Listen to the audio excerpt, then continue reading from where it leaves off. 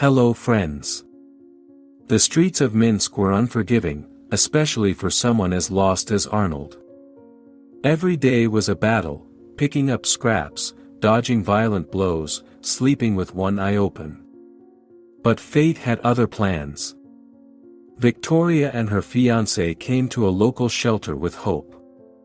They fell in love with a sleek Doberman online only to watch helplessly as another family claimed him minutes before they did. Disappointed, they wandered around the kennel, their excitement fading. The shelter worker shrugged his shoulders. There are no puppies left. Only mongrels, nobody needs them. Then, in the last row, Arnold sat silently while the other dogs barked and jumped. He pressed himself against the bars, his amber eyes staring at Victoria. When she reached out her hand, he gently licked her fingers, no despair, just quiet gratitude. Her fiancé hesitated. He's plain. But Victoria couldn't look away. He chose us, she whispered.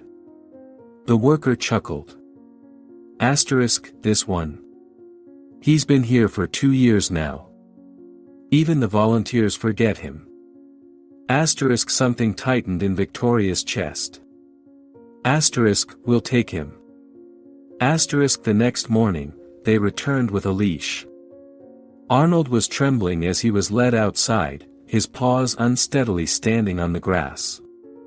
But when Victoria knelt down to hug him, he buried his face in her shoulder and sighed as if he had held his breath forever.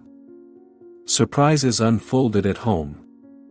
Arnold refused to sleep on the dog's bed. Instead, he dragged her to the door of their bedroom, standing guard. He learned the commands in a few days. When their cat hissed, he just bowed, allowing her to slap his nose until she curled up around him. One night Victoria woke up and found that he was gone. In a panic, she searched the apartment and found him in the nursery, a room he had never been shown, looking at an ultrasound photo on the wall. As if he knew a few months later, when their child was born, Arnold became her shadow. He pushed fallen nipples into their hands, warned them before she started crying, even, accidentally, dropped his favorite toy into her crib. You chose a guardian, her fiancé laughed, rubbing Arnold's ears. But Victoria knew the truth. The day they met, Arnold wasn't just sitting quietly in that kennel.